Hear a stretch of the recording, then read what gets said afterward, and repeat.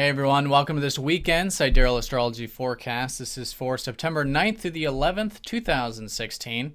I'm Athen, and this is for Sidereal Astrology. If you are new to the channel, be sure to check out the link down below because the signs are different. All right, so this weekend we are in the first quarter phase of the lunar cycle, of the solar eclipse cycle actually, making this a good weekend to challenge ourselves. And that's also seen by the aspects. As you can see here, we do have challenging aspects collectively.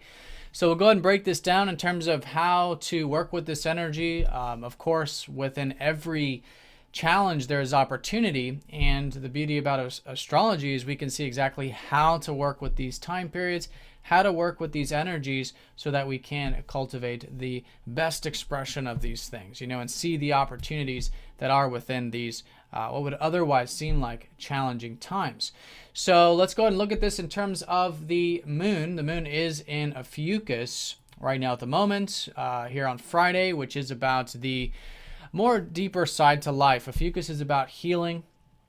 It's about transformation. It's about accepting things in life. Really acceptance is the essence of healing, because before we can heal anything, of course, we have to be aware that it's there. We have to accept it for what it is. And so this is accepting ourselves, any wounds we might have that come up today, accepting others through relationships, and also accepting life fundamentally. And in that way, we rejuvenate, we heal. And so it is a great day on Friday to dive deep, to see the deep truth of matters, and to ultimately have that acceptance. So along with that, we do have a very important aspect taking place this weekend. Saturn squaring up to Neptune. I've been talking a lot about this. This is perhaps the most important aspect that's been taking place this year, and it has been going on since November. So now it's the last and final aspect, the last and final contact between Saturn squaring Neptune. So what this means is, first of all, on one hand, we've already acclimated to this energy quite a bit. It's nothing new. It's not like in November where we were sort of thrusted into it. So we're aware of it. We know how to work with it. So now it's a final culmination of now applying and moving forward with both the patience and persistence, but mostly patience with Saturn when it comes to the things that we're building in life. And with Saturn and Scorpio, about the things that really matter in life. Okay, this is what we can build. These are the things that are long lasting. In other words, only the things that truly mean something to us on that deeper level can be built at the moment, can be long lasting. But right now it is particularly emphasizing patience with that. Now the Neptune side of it is acceptance, surrender. Most importantly with Neptune, letting go, surrendering to everything that is outside of our immediate control. And that's not easy, especially not in a square like this, particularly with the things we're building, particularly with our future and just how things are unfolding. It's been a very nebulous, very foggy year with that. But that's only if the mind tries to figure it out, or when the mind tries to figure it out. Otherwise, it's about acceptance, which can be a very tranquil thing. It can be a very relaxing thing the more willing we are and capable we are of detaching, of letting go, and going with the flow in that sense. So it's a great weekend to challenge ourselves, both with where we can have patience and perhaps even persistence with some things in our life, as well as detachment.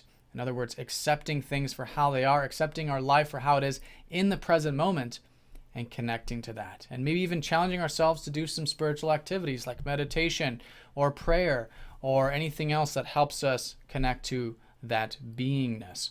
All right, so that's going to be the most important aspect here this weekend, and it can be great for spiritual development, again, great for spiritual activities, and also good for building things when done with that presence and patience. Now, along with that, we do have Mercury Retrograde, who is going to be opposing up to Chiron, so let's talk about Mercury. Mercury is actually going to be shifting into Leo, back into Leo here around Sunday, Monday time. So with this, there's this whole reconsideration right now. Collectively, it's important to be open to rethinking things, modifying things, editing things. Do check your weekly to see which house this is taking place for you in. But generally, it's good to be open-minded, flexible, adaptive right now, and just ultimately to reconsider matters. So with that reconsideration, it can be very healing. And that's the opposition up to Chiron. In fact, Chiron has been transitioning into Pisces, which is very much like this Neptune energy we're talking about, which is about acceptance. It's about healing any wounds we might have that is preventing us from having acceptance in life, preventing us from connecting to that present moment. So these wounds can come to the forefront. It's not a major aspect, but they can. And I think the more open we are to healing here this weekend, to being aware of any wounds we might have, and a lot of it is maybe reconsidering, again, through what we're reflecting on or reconsidering at the moment, some wounds might arise. But again, it's through the acceptance and the awareness that the rejuvenation can certainly take place. And we'll likely feel and perhaps notice a shift of this rejuvenation to our perspective, which is Mercury, to our minds, and maybe even healing to our minds going into the rest of the weekend, going into Sunday and Monday. All right, so very important there, particularly with the adaptive side of Mercury and the willingness to heal with Chiron, and that's the balance between this opposition. Now, as we go into Sunday, Venus is going to be squaring up to Pluto. So here, when it comes to our values, when it comes to our relationships, when it comes to the things we enjoy in life, it's going to be very important, particularly, we'll say Saturday and Sunday, to have non-attachment.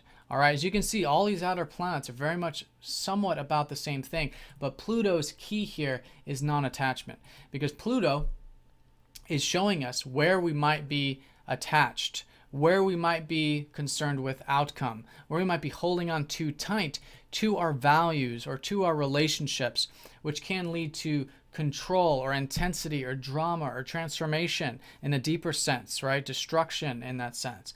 And so as we detach from outcome, in other words, we don't care how things turn out, not that we don't care about our values, but we're not concerned with how they turn out, and we give them space, then a tremendous transformation occurs with Pluto.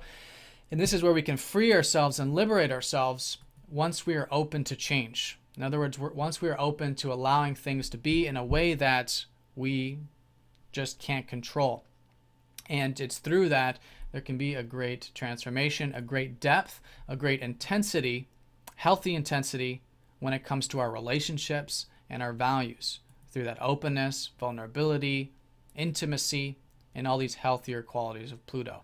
And Pluto in Sagittarius has been helping us change our perspective of life, helping us see things in a new way.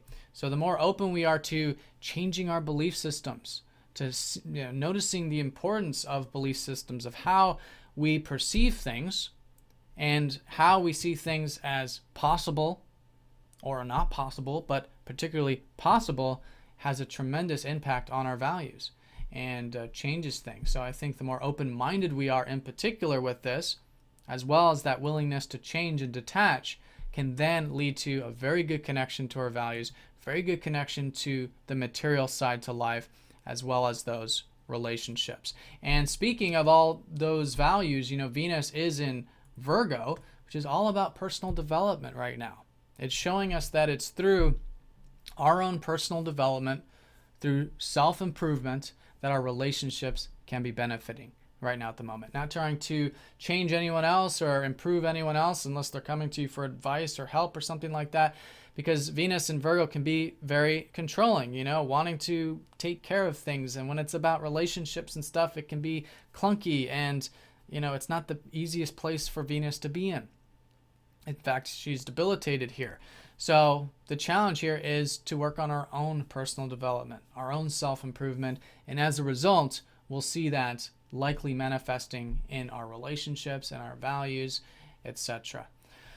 All right, now what I do want to mention about Saturday and Sunday, though, is that there is this transformation occurring. So after Friday, which is very deep, I feel like, with the moon in Ophiuchus, the moon is going to be shifting into Sagittarius on Saturday, and then especially on Sunday, once the moon is very well placed in Sagittarius. So there is this open horizon. There is this philosophical top-down perspective about life taking place here Saturday and Sunday, which is good.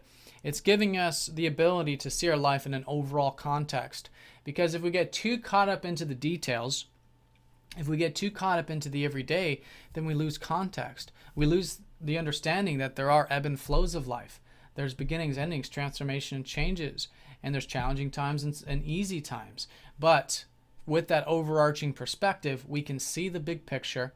We can detach a bit from the immediate stuff and allow us to see the good, allow us to see the benefit and the opportunity that again lies in every what might seem like a challenge in life. But that's the key this weekend, is to challenge ourselves, because when we're in alignment with these collective energies, if you will, these universal energies, then it's no longer happening to us. We become the agent of change. We become the ones that want to challenge ourselves and transform and become better individuals and help others be the best they can be. And it's in that process that we build long-lasting things in life, meaningful things in life. And particularly with this Saturn squaring up to Neptune, we can develop ourselves, we can build things, and develop ourselves spiritually, which is having a greater connection to life, a greater connection to God, a greater connection to our beingness. All right, so hope you guys have an awesome weekend. Thank you for watching, and I'll see you all on Monday.